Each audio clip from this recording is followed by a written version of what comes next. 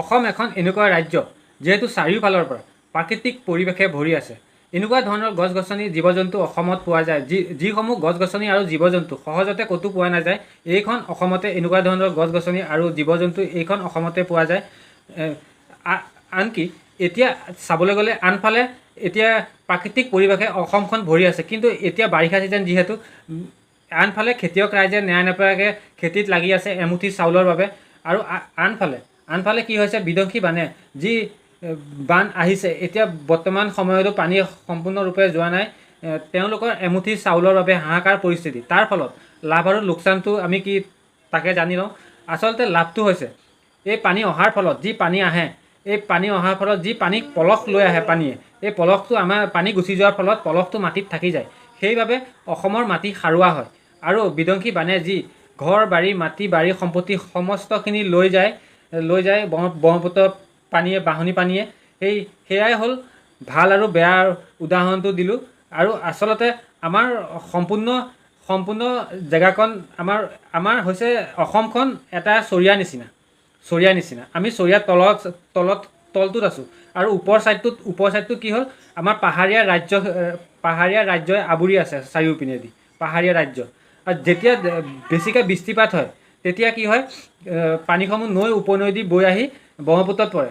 ব্ৰহ্মপুত্ৰত পৰি এটা বৃহৎ আকাৰৰ ঢৌ সৃষ্টি হয়। ঢৌ সৃষ্টি হোৱাৰ ফলত বৃহৎ বানৰ পৰিণতি অসমৰ ৰাইজে ভুগিবলগীয়া হয়, কিয়নো সেই বানৰ ফলত চাৰিওফালৰ পৰা তহিলং কৰি লৈ গুচি যায় এই ব্ৰহ্মপুত্ৰ পানীয়ে। আচলতে ইয়াৰ উপায় আছে নেকি? আচলতে ইয়াৰ কোনো উপায় নাই, কিয়নো নেচাৰৰ লগত আমি কেতিয়াও যুদ্ধ কৰিব নোৱাৰোঁ, কিয়নো নেচাৰৰ লগত আমি খোজ মিলাই চলিব লাগিব। আচলতে আমি দেখিবলৈ পাইছোঁ যে অসমৰ যি বৃহৎ আকাৰৰ বান সমস্যা, এই সমস্যা আচলতে কেনেধৰণৰ হ'লে ভাল হ'লহেঁতেন। আচলতে অসমৰ যি ঘৰ দুৱাৰ আছে, এই ঘৰ দুৱাৰ যিসমূহ মিচিং জনগোষ্ঠী, তেওঁলোকৰ ঘৰটো চাওকচোন বাৰু।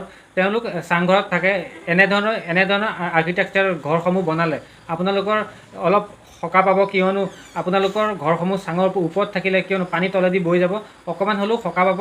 কিয়নো এনেকুৱা ধৰণৰ পৰিস্থিতি, এনেকুৱা ধৰণৰ নতুন আৰ্কিটেক্সাৰ মানে নতুন ছিষ্টেমেৰে যদি কিবা কৰিব পৰা যায়, তেনেকুৱা ধৰণৰ কৰিলে আপোনালোকৰ বানৰ সমস্যাৰ পৰা অকণমান হ'লেও সকাহ পাব। আৰু আমি বিভিন্ন সময়ত দেখিবলৈ পাইছোঁ, বিভিন্ন দল সংগঠন আহে, ইলেকশ্যন সময়ত আহে, তেওঁলোক প্ৰতিশ্ৰুতি দিয়ে যে এই বান সমস্যা সমাধান কৰিম বুলি, কিন্তু কাম কৰিলেও সমস্যা সমাধান আজিলৈকে হোৱা নাই।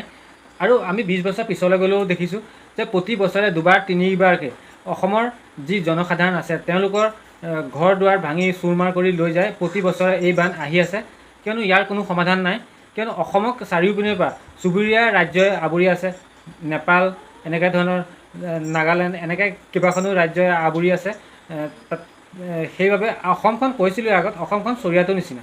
আচলতে চাৰিওপিনে ওপৰ ছাইডটো হৈ গ'ল পাহাৰীয়া ৰাজ্য। এই পাহাৰীয়া ৰাজ্যত বেছিকৈ বৃষ্টিপাত হ'লে অসমলৈ নৈ উপনৈ দি পানী বৈ আহি ব্ৰহ্মপুত্ৰত পৰে। তাৰ ফলত বৃহৎ আকাৰৰ ঢৌ সৃষ্টি হয়। এই ঢৌ সৃষ্টি হোৱাৰ ফলত অসমৰ বান পৰিস্থিতি এটা সন্মুখীন কৰিবলগীয়া হয় অসমৰ ৰাইজে। তাৰ সমাধানটো কৰক, যাতে তাৰ লগত যুদ্ধ কৰিবলৈ নাযাব, পানীৰ লগত, ব্ৰহ্মপুত্ৰ নৈৰ লগত যুদ্ধ কৰিবলৈ নাযাব, কিয়নো যুদ্ধ কৰিলে বিধ্বংসী ধ্বংস কৰিব, মানে আৰু পৰিস্থিতি গম্ভীৰ হ'ব। যুদ্ধ কৰিব নোৱাৰি, কিয়নো নেচাৰৰ লগত আমি কেতিয়াও যুদ্ধ কৰিব নোৱাৰোঁ। নেচাৰৰ লগত মিলি চলিব লাগিব। কেনেধৰণৰ পৰিস্থিতি কাম কৰিলে আমি সমাধান কৰিব পাৰিম, যে এনেকুৱা ধৰণৰ কাম কৰিলেই আমি ইয়াৰ পৰা সমাধান হ'ব।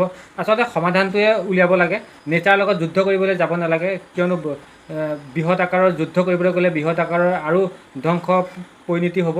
অসমৰ ৰাইজ ইয়াৰ পৰা বহুত ধ্বংসলৈ পৰিণত হ'ব, কিন্তু বহুত ক্ষতিগ্ৰস্ত হ'ব। তাৰ লগত মিলি চলক, কেনেধৰণৰ কাম কৰিলে ভাল হ'ব, ইয়াৰ ফলত এই বানৰ পৰা বাচিবলৈ উপায়টো বিচাৰক, যাতে ইয়াৰ পৰা কেনেধৰণৰ কাম কৰিলে আমি ইয়াৰ পৰা বাচিব পাৰিম এই বানৰ পৰা। আজি ভিডিঅ'টো এনেধৰণে বনালোঁ। ভিডিঅ'টো কেনেকুৱা লাগিছে জনাবলৈ নাপাহৰিব। আজিলৈ ইমানে আছিলে। যদি ভিডিঅ'টো ভাল লাগিছে লাইক শ্বেয়াৰ কৰিবলৈ নাপাহৰিব।